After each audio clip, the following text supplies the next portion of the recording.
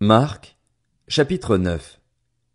Il leur dit encore: Je vous le dis en vérité, quelques-uns de ceux qui sont ici ne mourront pas avant d'avoir vu le royaume de Dieu venir avec puissance. 6 jours après, Jésus prit avec lui Pierre, Jacques et Jean, et il les conduisit seuls à l'écart sur une haute montagne. Il fut transfiguré devant eux. Ses vêtements devinrent resplendissants et d'une telle blancheur que personne sur la terre ne peut blanchir ainsi. Élie et Moïse leur apparurent. Ils s'entretenaient avec Jésus. Pierre prit la parole et dit à Jésus: Maître, il est bon que nous soyons ici. Faisons 3 abris, un pour toi, un pour Moïse et un pour Élie. Ils ne savaient que dire, car ils étaient effrayés. Une nuée vint les couvrir, et de la nuée sortit une voix: Celui-ci est mon fils bien-aimé. Écoutez-le. Aussitôt les disciples regardèrent tout autour, et ils ne virent plus que Jésus seul avec eux. Comme ils descendaient de la montagne, Jésus leur recommanda de ne dire ce qu'ils avaient vu à personne jusqu'à ce que le Fils de l'homme soit ressuscité. Ils retinrent cette parole, se demandant entre eux ce que signifiait ressusciter. Puis ils lui posèrent cette question: Pourquoi les spécialistes de la loi disent-ils qu'Élie doit venir d'abord? Il leur répondit: Élie doit venir d'abord pour rétablir toutes choses. Et pourquoi est-il écrit, à propos du Fils de l'homme, qu'il doit souffrir beaucoup et être méprisé? Mais je vous le dis, Élie est déjà venu et ils l'ont traité comme ils ont voulu, conformément à ce qui est écrit à son sujet. Lorsqu'ils revinrent vers les disciples, ils virent autour d'eux une grande foule et des spécialistes de la loi qui discutaient avec eux. Dès que les gens virent Jésus, ils furent surpris et accoururent pour le saluer. Il leur demanda: De quoi discutez-vous avec eux? Un homme de la foule lui répondit: Maître, je t'ai amené mon fils qui a un esprit muet. Partout où l'esprit s'empare de lui, il le jette par terre. L'enfant écume, grince des dents et devient tout raide. J'ai prié tes disciples de chasser l'esprit et ils n'ont pas pu.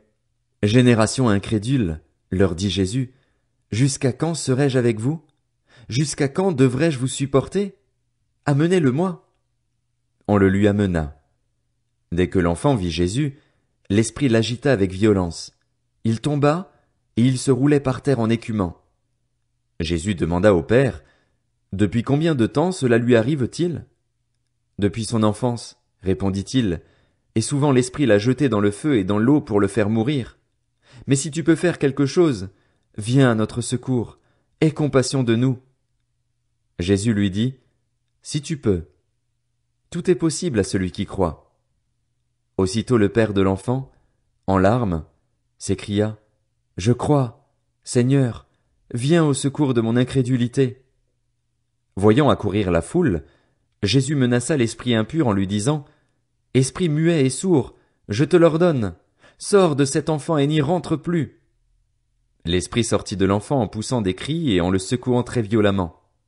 L'enfant devint comme mort, de sorte que beaucoup disaient qu'il était mort, mais Jésus le prit par la main, le fit lever, et il se tint debout. Quand Jésus entra dans la maison, ses disciples lui demandèrent en privé: Pourquoi n'avons-nous pas pu chasser cet esprit? Il leur dit: Cette espèce-là ne peut sortir que par la prière et par le jeûne. Ils partirent de là et traversèrent la Galilée. Jésus ne voulait pas qu'on le sache, car il enseignait ses disciples et il leur disait: Le Fils de l'homme sera livré entre les mains des hommes. Ils le feront mourir et, 3 jours après avoir été mis à mort, il ressuscitera. Cependant, les disciples ne comprenaient pas cette parole et ils avaient peur de l'interroger. Ils arrivèrent à Capernaüm. Lorsqu'il fut dans la maison, Jésus leur demanda: De quoi discutiez-vous en chemin? Mais ils gardèrent le silence, car en chemin ils avaient discuté entre eux pour savoir qui était le plus grand. Alors il s'assit, appela les 12 et leur dit: Si quelqu'un veut être le premier, il sera le dernier de tous et le serviteur de tous. Il prit un petit enfant, le plaça au milieu d'eux et, après l'avoir pris dans ses bras, il leur dit: Celui qui accueille en mon nom un de ces petits enfants, c'est moi-même qui l'accueille, et celui qui m'accueille, ce n'est pas moi qui l'accueille, mais celui qui m'a envoyé. Jean lui dit: Maître, nous avons vu quelqu'un chasser des démons en ton nom, et nous l'en avons empêché parce qu'il ne nous suit pas. Ne l'en empêchez pas, répondit Jésus, Car personne ne peut faire un miracle en mon nom et aussitôt après dire du mal de moi. En effet, qui n'est pas contre nous est pour nous. Et celui qui vous donnera à boire un verre d'eau en mon nom, parce que vous appartenez à Christ, je vous le dis en vérité, il ne perdra pas sa récompense. Mais si quelqu'un fait trébucher un seul de ces petits qui croient en moi, il vaudrait mieux pour lui qu'on attache à son cou une grosse meule de moulin et qu'on le jette à la mer. Si ta main te pousse à mal agir, coupe-la.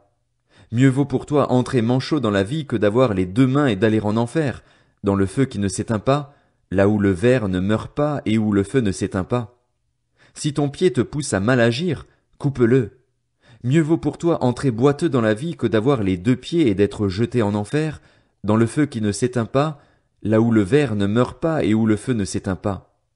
Et si ton œil te pousse à mal agir, arrache-le.